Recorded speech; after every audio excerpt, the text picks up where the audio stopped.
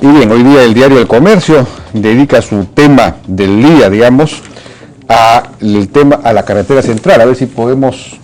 la carretera central fue diseñada para 5.000 vehículos al día, pero circulan 20.000.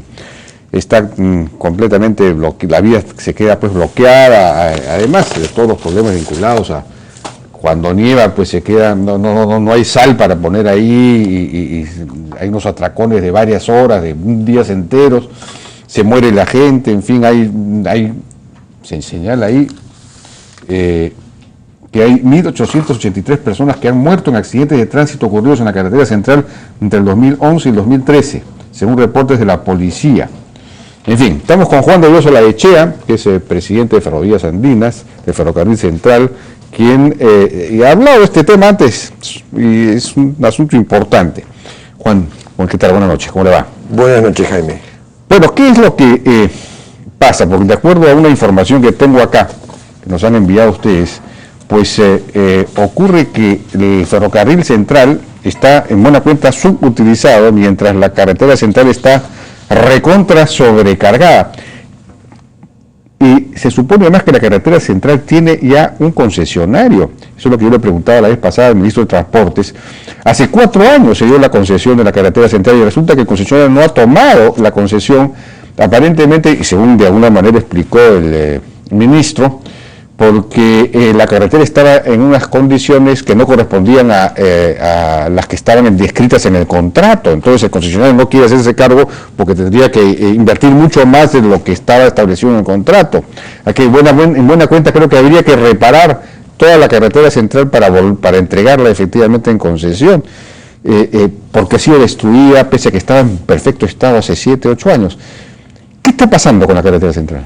A ver, vamos primero por el lado del ferrocarril para salir del paso. Efectivamente el ferrocarril está subutilizado y si te das cuenta no es parte del lenguaje oficial de las autoridades. Pareciera que este ferrocarril estuviera entre Antofagasta y Santiago de Chile, pero no en el central, porque nunca ha sido, no es fuente de la preocupación. Pasamos de la central a las alternas, pero nunca paramos un minuto para ver. Ahora, ¿por qué está subutilizado el ferrocarril? Porque el principal competidor es el Estado. El Estado, a través de una serie de normas y una serie de facilidades, ha creado una demanda artificial para el sustituto segundo al ferrocarril, que son los camiones. Entonces el propio Estado se ha jalado el problema a la carretera central, en vez de empujar el problema al ferrocarril central. Quiero decirte que, para que los televidentes vean la proporción, el ferrocarril, la capacidad que le queda al ferrocarril es de 85% de la que hoy día utilizamos, que es récord histórico, que es 3 veces lo que se utilizaba en la época de Nafer. En el ferrocarril, para darle una idea también al televidente, mañana podríamos llevar toda la carga de la carretera central multiplicado por 3 veces. Y todavía el ferrocarril no habría logrado encontrar el límite de su capacidad. Aquí la capacidad de carga del ferrocarril 35 millones de toneladas netas, y de la carretera central 5 millones, es decir, hay una capacidad que es 7 veces superior. Tranquilamente. Pero la utilización, en este momento el ferrocarril transporta 4 millones de toneladas. 3 millones, para ser exacto. 3 millones. La carretera central está transportando 7 millones. Pero la carretera central está transportando entonces un 140% de su capacidad. Correcto. Porque que es el producto de la congestión. Entonces ahí entramos al segundo tema, que es el tema de quién está utilizando la carretera central. Y entramos a unas cosas que son dignas de Kafka. O sea, nuestras carreteras, por ejemplo, están diseñadas para camiones de hasta 44 toneladas. Cuando hablo carreteras, hablo no solo de la capa asfáltica, sino hablo sobre todo los puentes. Resulta que desde hace 20 años autorizamos que los camiones, el propio ministerio autorizó que los camiones que circulan en las carreteras puedan pesar 53 toneladas. Entonces la primera pregunta que nos podemos hacer es, ¿cómo puedo autorizar un camión de 53 toneladas cuando sé que mi carretera está hecha para soportar 44 toneladas? En segundo lugar, autorizo que entren camiones de 24 metros de largo cuando sé que hay 90 curvas en la carretera central, por ejemplo, que no las van a poder tomar. Tiene que ir, tiene que abordar el otro lado. Claro. Y acaban pasando por encima de un automóvil con una familia entera, con todas las llantas, y los mata a todos. Porque son camiones que no responden a la geometría de la carretera central.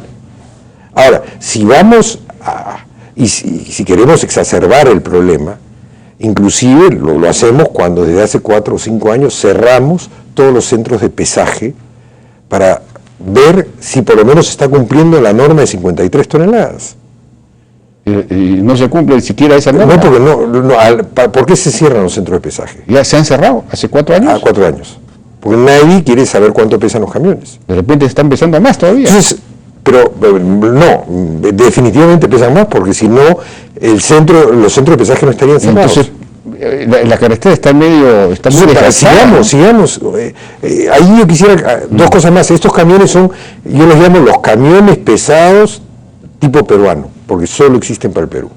¿Ah, sí? En Estados Unidos, en Europa, los camiones por encima de 42 toneladas están prohibidos. ¿Ah, sí? Así es. El camión de 6 ejes es una creación peruana. Ahora, ¿qué cosa sucede con la carretera? ¿Pero se fabrican acá? La carreta se fabrica acá. Porque esas carretas no se consiguen en el exterior. A nadie se le ocurre. Sí. Es un camión que está hecho para destruir la carretera para que el Estado venga y la vuelva a reconstruir. Bueno, es un negociado, entonces.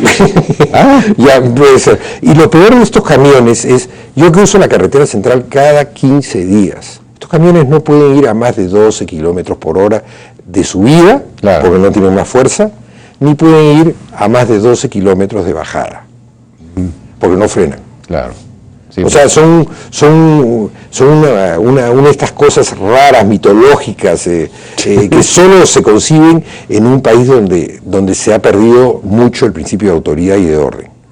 O sea, menos del 0.001% de los usuarios de la carretera perjudican al 99%. Bueno, yo le pregunté eso al ministro de Transportes también, le dije, oiga, pero hay que poner pues un límite al pesaje, esto se va a regular, es el Estado mismo que ha fomentado esto.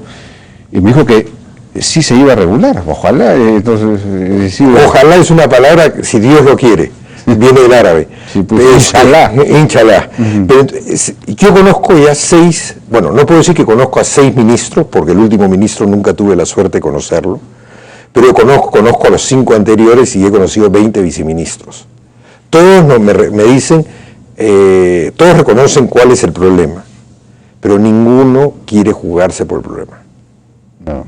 O sea, como no estoy diciendo los nombres de los viceministros, no cometo una infidencia, pero todos me han dicho que qué alegría tendríamos si pudiéramos regular los pesos y tamaño de los camiones. Pero que hay muchas presiones, entonces el lobby de los camioneros es muy fuerte. Muy fuerte y le tienen mucho terror.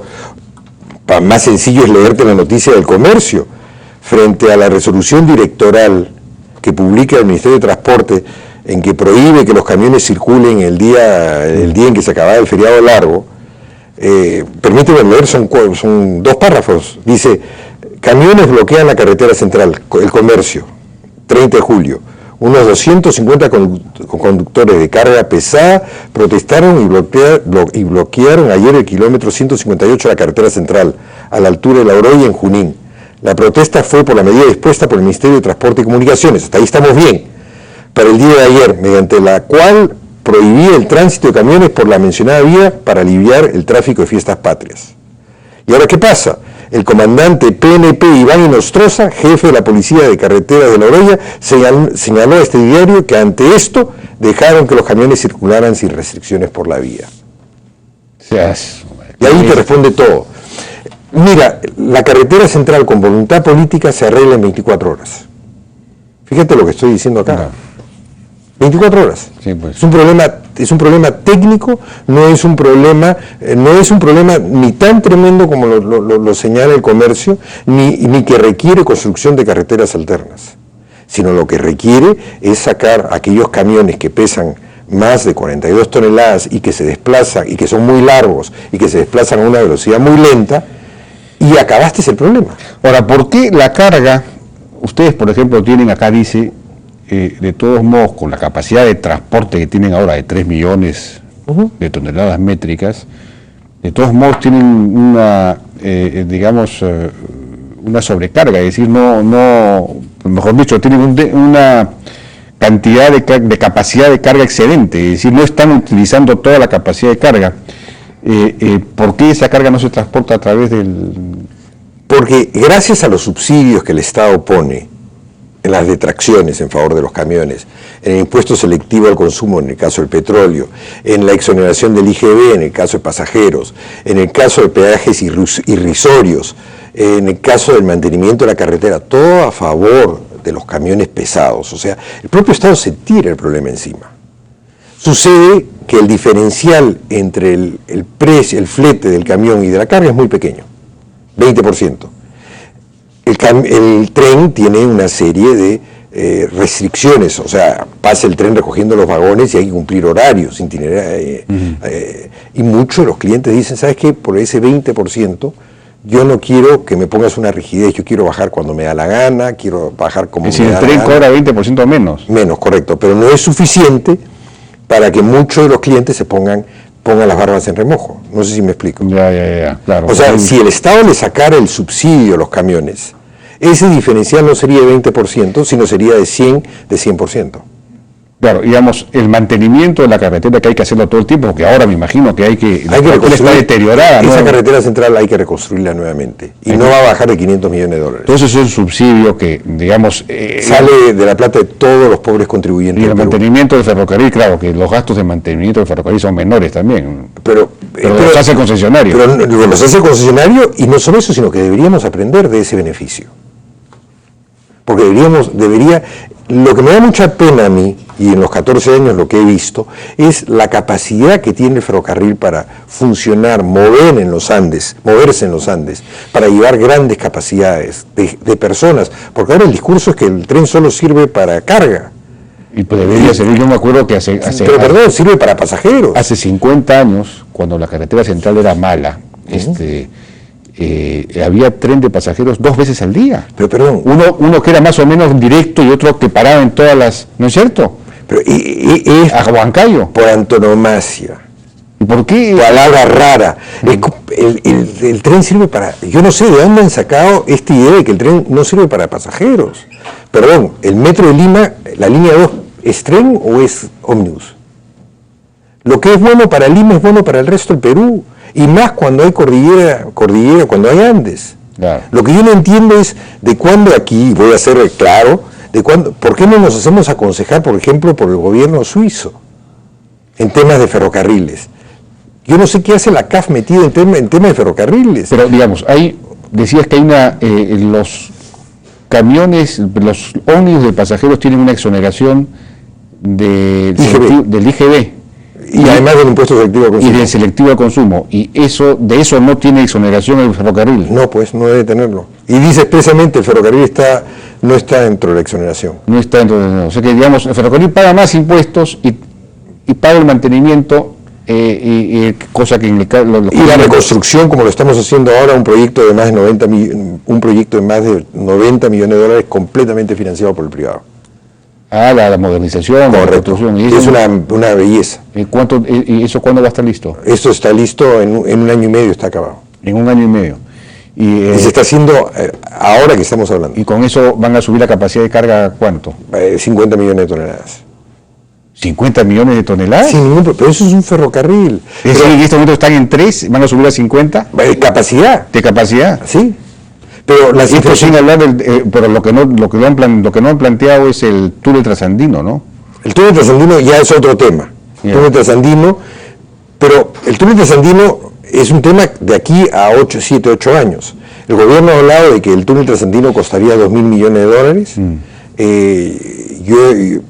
Yo voy a pedirles que me envíen una copia del proyecto.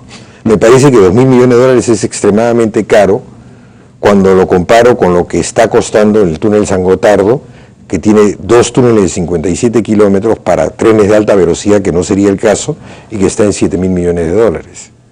7.000. 7.000 millones, pero 57 kilómetros 2 veces. Claro. Ahí estamos hablando de 21. 21 kilómetros y una sola vez. Claro. Eso quiere decir que... Y para trenes de alta velocidad. Aquí estamos hablando para trenes de 100 kilómetros por hora, claro, que no es alta velocidad. Pero el túnel trasandino... ¿Sabes qué cosa? El tema del túnel trasandino nos lleva a 7 años de hoy día. Y el problema es hoy día. Claro, sí, pues. El problema es cómo solucionar la carretera central mañana. Y al mismo tiempo potenciar las infraestructuras que son del Perú. ¿Cómo hacer que la gente que usa la carretera central tenga un beneficio directo en movilidad social que la han perdido hoy día? Estamos hablando de toda la región central del Perú. Lo que pasa es que mucha gente que toma decisiones, desgraciadamente, ya no va por la carretera central. Sí, pues. El otro día me encontré y felicité a Pedro Pablo Kuczynski porque me dijo, yo me voy a tomar mi carro por la carretera central para conocer el problema. Y cuando volvió me dijo, es horroroso. Sí, pues. O sea, ¿por qué el común de los mortales tienen que sufrir la carretera central como está hoy día? Y no corregirla en los próximos 30 días. Ahí veo en la nota del comercio que hay quien plantea que la carretera central se convierta en una carretera, una autopista con 2 carriles por sentido, es decir, 4 carriles en total. ¿Qué habrá fumado ese señor? No sé. Es imposible. Imposible, es como que me digas voy a ampliar el cañón del Colorado. No. Ese señor ha fumado algo raro. ¿Ya? Esas sustancias tóxicas que te hacen... ¿Sabes por qué? Porque simplemente la carretera está metida con calzador, no hay lugar, estás con taludes de 400 metros de alto. ¿Qué va a hacer? Perforar esos taludes, piensa hacer túneles, un túnel desde el Callao hasta... No, pues hablemos de temas serios. Y además, vuelvo a repetir, este problema lo hemos tratado en el programa hace 10, 12 años, advirtiendo que estos días llegarían. El problema es cómo hoy día, ¿por qué? Además no solo eso, sino ¿por qué rechazar poner orden en la carretera? No entiendo. ¿A quién se le tiene miedo? ¿Quién es el que dirige el país? ¿Por qué el comandante Iván Inostroza, por qué desobedeció las órdenes que había dado el Ministerio de Transporte y Comunicaciones? Ahora, la otra pregunta es, cuando se prohibió los camiones, el regreso, y durante las horas en que no hubo camiones, la carretera fue extremadamente fluida, a pesar de que era el regreso de un fin de semana largo. No, sí, pues. Que nuevamente, es que tenemos que diagnosticar correctamente el problema. Si yo meto un camión grande a 10 kilómetros por hora y al final del día he metido 700 o 800 kilómetros, 800 camiones grandes que van a 10 kilómetros por día, la carretera colapsa. Si lo sacamos, la carretera recupera su fluidez mañana. Ahora, por otro lado, desde el punto de vista ambiental, por ejemplo, contamina mucho más la carretera con estos camiones enormes, etcétera, que el ferrocarril, ¿no es cierto? Sin contar qué sucede con las llantas a fin de año. ¿Qué sucede? Las tiran en la naturaleza. Ya no sirven. Las llantas de los camiones, y cada camión que tiene 6 ejes lleva 6x4, 24 llantas. Y solo sirven con las justas un año. Pero sin contar con eso, sin contar con el aceite, sin contar con la contaminación, lo que está sucediendo es un capricho de desorden. Y no van a haber más. Y hablando de desorden en términos de formalidad, me imagino que también es mucho más informal ese transporte que el ferrocarril. Tenemos el placer de tener a SUNAT ya ahora definitivamente con una oficina de nuestra compañía anualmente. Tenemos la suerte.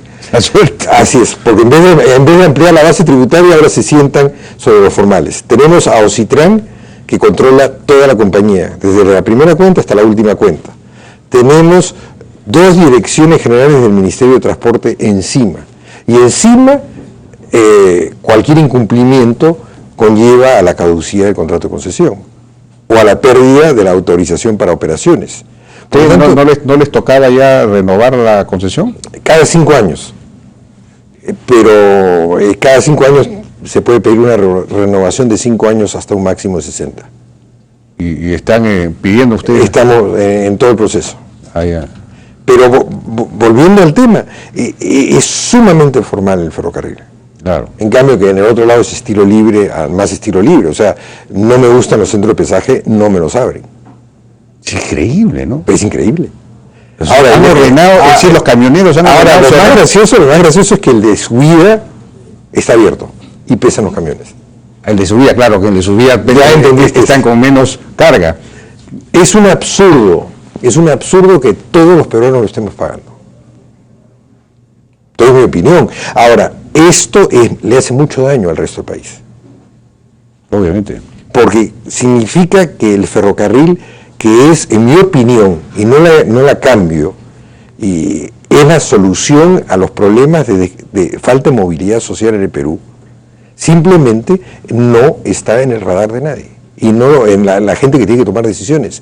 Y la gente que cuando llega a los puestos para tomar decisiones, se les cambia un chip en la cabeza y no quieren volver a escuchar nada de ferrocarriles. ¿Insistes en que construir, por ejemplo, el ferrocarril es más barato que construir una carretera? Y dura mucho más, y tiene una capacidad y te permite ir a mayores velocidades que la carretera porque no es discrecional, porque las fuerzas están contrarrestadas, que se porta magníficamente bien en los Andes, que debería mover 10.000 pasajeros o 20.000 pasajeros al día en la medida que el trazo sea moderno. Que el Estado esté equivocado cuando gasta 500 millones o 600 millones de dólares en la carretera Ollón-Cerro Pasco, y en la próxima alterna va a botar otros millones más, sin hablar del peaje, ni el mantenimiento, ni qué va a pasarle a la carretera después. Asfaltar es muy fácil, pero después lo que viene es muy difícil. Sí, bueno. Y todo esto para infraestructuras de poca capacidad, de difícil penetración, y que no queremos entender que un ferrocarril en los Andes del Perú funciona 1000 veces mejor que una carretera, y eso no nos quiere entrar, y al final acabamos diciendo que solo sirve para transportar carga, sí, pues, y no personas. Juan de Dios Olechea, ojalá que finalmente se ilumine la mente del nuevo ministro. Tenemos un nuevo ministro, quizás se pueda... Hay que rezarle al Espíritu Santo. Hay que rezarle al Espíritu Santo. El nuevo ministro es economista, o sea que de repente pueda entender el tema, ¿no? Yo espero mucho porque va a diferenciar eficiencia de eficacia. Y lo importante no es que sea tren o carretera, sino la serviciabilidad. Definir qué queremos como serviciabilidad para este país. La planificación empieza por definir la serviciabilidad. No. De nada te sirve planificar diciendo a mí me gusta Alianza Lima y no la U. No, la serviciabilidad es cómo llego con confort, con seguridad, con rapidez, qué escojo y con economía. No. Y de acuerdo a eso escojo la infraestructura que más le conviene al país. Sí, pues tiene que ser una decisión racional, no un producto de presiones. Muchísimas gracias, Juan Diego Olechea, por su participación en La Hora N. Ojalá que hagan caso, realmente vamos a estar atentos a ese tema. Vamos a una pausa y regresamos ahora con San Isidro, 2 candidatos a la municipalidad de San Isidro, Pepe Kleinberg y Ricardo León. Regresamos.